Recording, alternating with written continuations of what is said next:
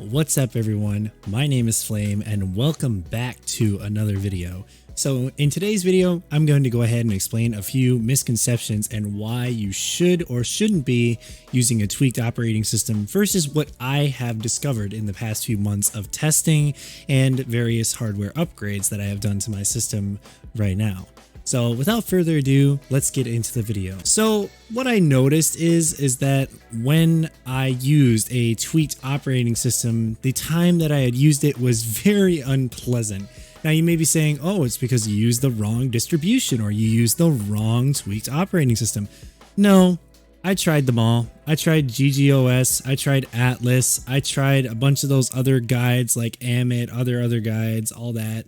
And you may be saying, well, you did it wrong then, or you did something that changed it and made it worse. No, in fact, it's quite the opposite. Now, tweaked operating systems, in my personal opinion, are a mixed bag. They are a very, very mixed bag, and you should take them with a huge grain of salt.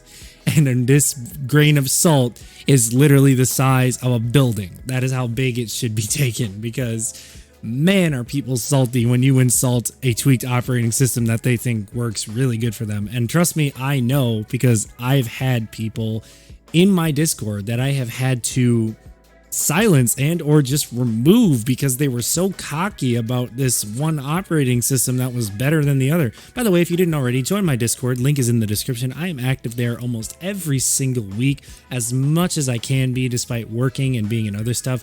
And that's just a little promo for my Discord. Anyway, let's just get back into talking. So in the time that I was using a tweaked operating system, like I said, I had noticed a few issues. The main issues was functionality. Now, functionality is something that a lot of tweaked operating systems do give up. And now you may be thinking, well, how much functionality would you be giving up with a tweaked operating system?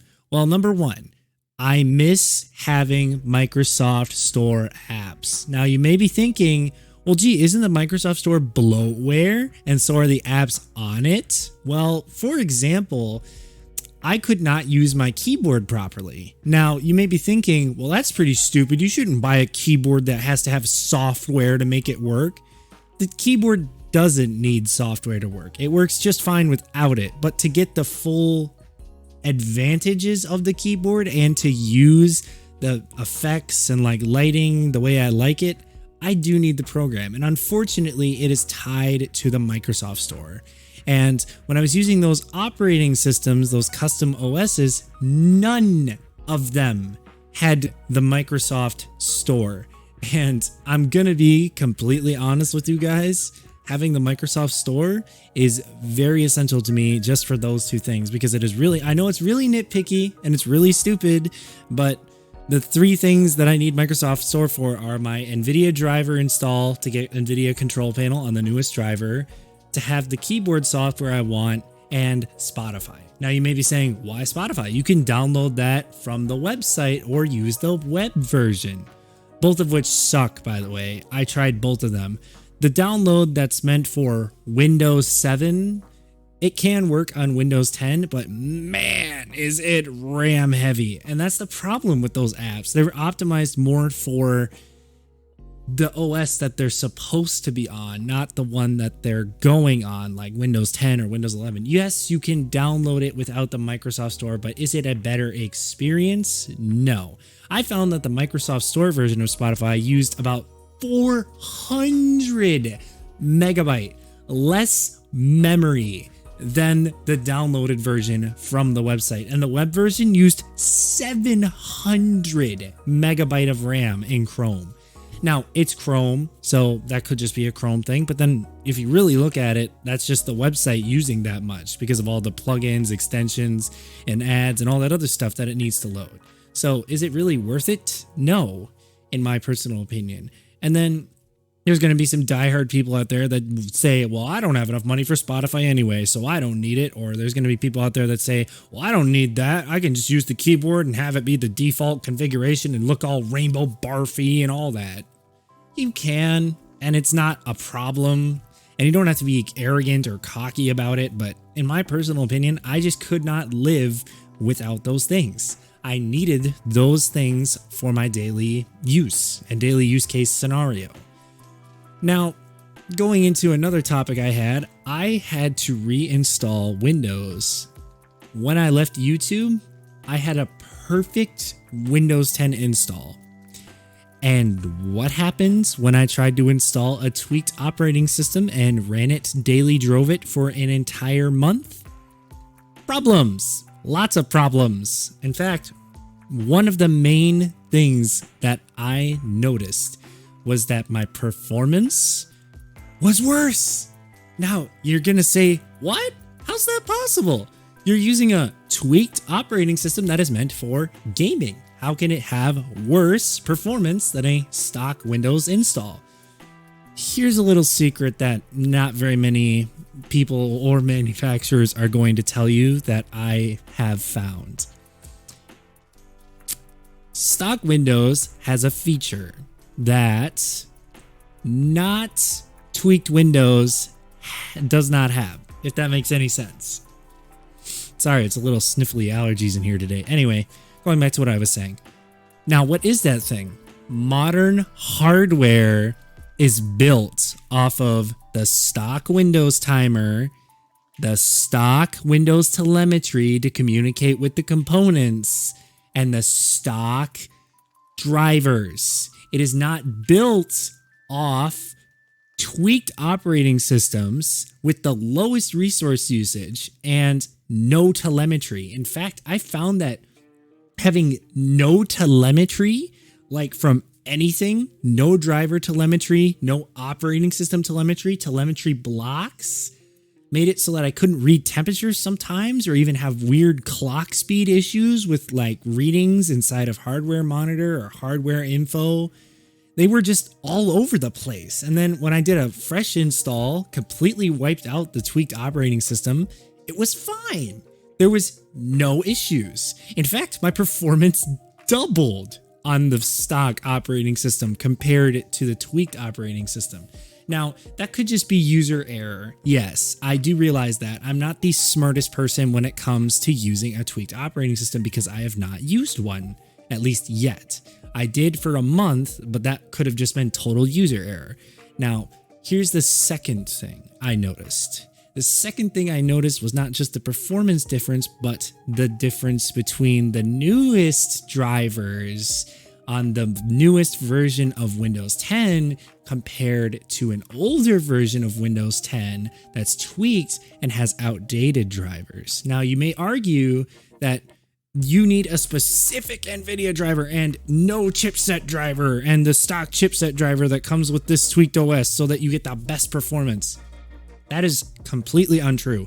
In fact, when I upgraded from my 2700X and my old RAM setup, my old RAM config from 3000 megahertz memory to 3200 megahertz memory with CL16 and 32 gigabytes, so 4 sticks, I noticed something. I noticed that when I upgraded my components and did a fresh Windows install, that's the best it's ever felt, period.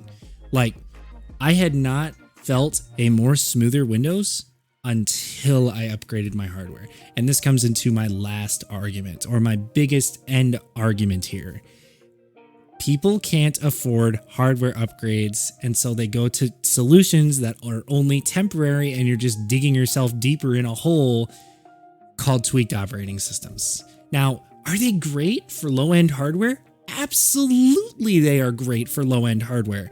But for those of you who are running RTX 3080s or even freaking 1080s or 1070s and modern hardware like an i7 8th gen, 9th gen, 10th gen, 12th gen, you don't need a tweaked operating system.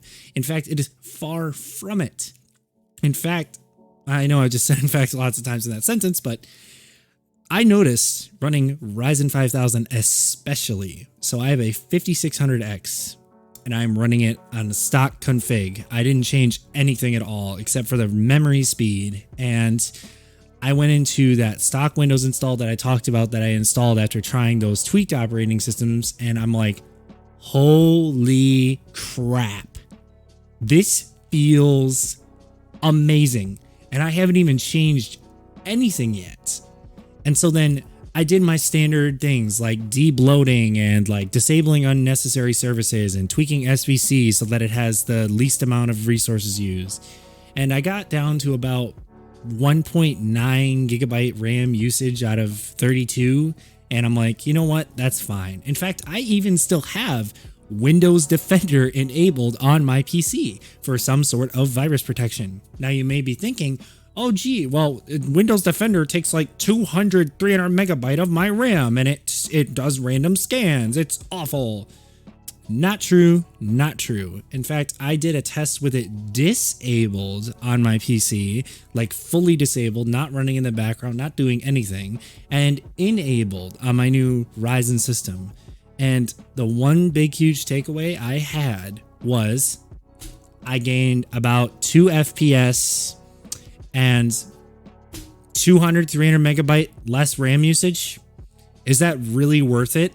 An extra 2 to 3 FPS and 300 megabyte less RAM usage for no security at all on your operating system? Like none. I would take a little security over none, to be honest with you. Even if Windows Defender sucks as much as it does, it's still free, it comes with Windows, and does not really impact your performance that much, especially if you have a higher end system. Now, it can be justified that you can disable it on a lower end system. Like I'm talking 4-core 8-thread i7 from like 7 years ago or 10 years ago. That's fine. Like those 4th gen systems, those i7, i5 4th gen systems, they're still kicking around, man. Steam hardware survey shows that there's still a ton of people using 4th gen Intel. It's crazy. The market is like nuts for those.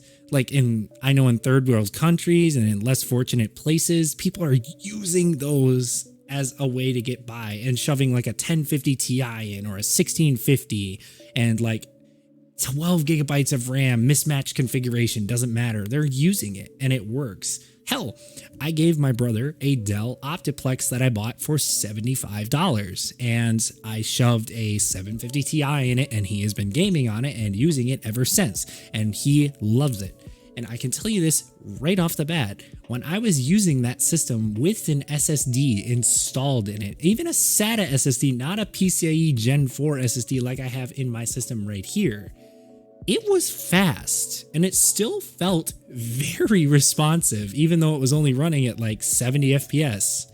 And now the main concern that a lot of people have with those lower end systems is RAM usage, GPU usage, CPU usage, and they think Windows takes a huge percentile of that. Now, in actuality, the operating system only takes like maybe 10, 15, like 13%, give or take, of your actual resources and like almost none of your actual resources. It uses the virtual cores, guys. If you have a hyper-threaded CPU, only 4 out of your 8 cores, so if you have a 4-core 8-thread CPU, only 4 of those are being used for actual tasks.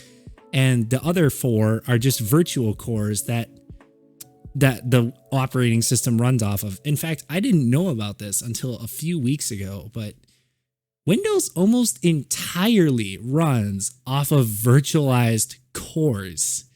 Those hyper-threaded cores that you see right here. If I go to my desktop and open up Task Manager, these extra cores, so like 1, 2, 3, 4, 5, 6, only these first 6 cores are actually being used for like actual tasks like gaming and other stuff like that. And it may show 100% usage over all these cores, but in all actuality, some of these cores are being allocated directly to Windows, just like to be used. Otherwise, some of them are just being used for the sole task of gaming / performance tasks. And actually, that's even more apparent in modern 12th gen Intel with performance cores and efficiency cores.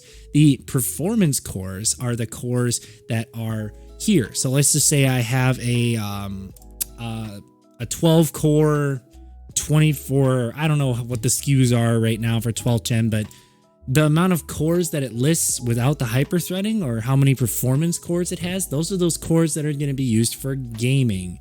But then the cores that aren't used for gaming are the efficiency cores. And actually, that is why 12th gen is such a huge leap in technology, is essentially those performance cores will be used for only the game or the task at hand.